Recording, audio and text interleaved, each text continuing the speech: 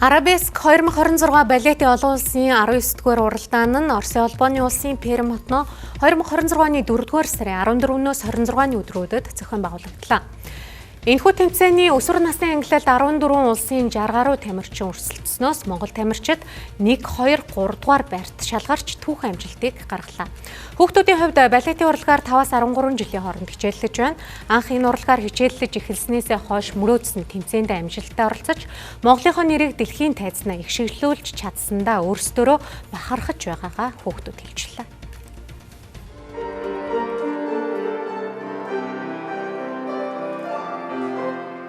Би балетээр хичээлээд бараг 13 жил болж байгаа шиг байна. Одоо балетээр хичээлснээр маш их төсвөр хатуужилтай болдог.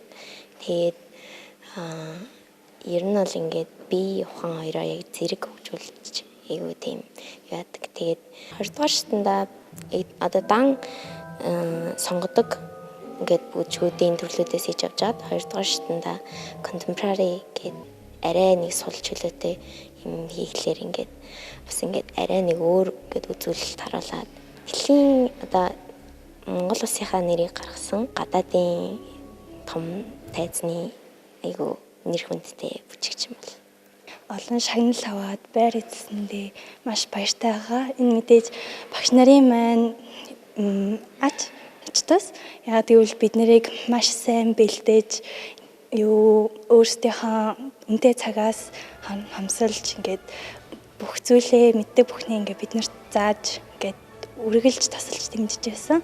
Манай Монгол улсын ардын жүжигчин Гэрэл Чимээг багш, Монгол улсын соёлын тэргүүний ажилтан 9 заяа багш маань бол бид нарыг маш сайн бэлдсэн.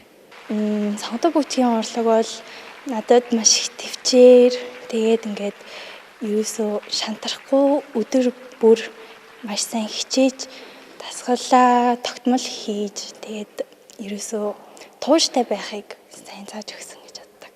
Намайг анх гоё юм үзүүлээгээд сургууль дээр авчирсан. Тэгээд шалгалт өгөөд тэмцээд орсон. Ер нь амар сахилахгүй хөтөлсөн. Тэгээд орж ирсэн цааш ингээд одоо тэр сахилахгүй цангаа дараад тэгээд яг балет гэдэг урлагт яг дурлаад суралцж байгаа. Яг гарахын өмнө гэвэл жоохон айцтайсан. Яг жоохон чаддгүй хөдөлгөөнөөр ч юм уу жоохон ингээд тэрийга яг ингэ шиндээ тэрийга тэгэндээ тэгэл хөдөлгөөнүүдэд тайзнаа хард хийж үзэл тэгэл гарсан. Балетын урлаг нь бие бэлтрийн чадамж болон гоо зүг өөртөө шингээсэн байх шаардлагыг тавьдаг. Тиймээс хүүхдүүд 12 дугаар сараас бэлтгэлээ хийж эхэлжээ. Олон сарын хөтөлмөрийн үр дүнд хүүхдүүд нь шагналын тавцан дээр игнэн зогссон 9 заяа багш хэлж байлаа.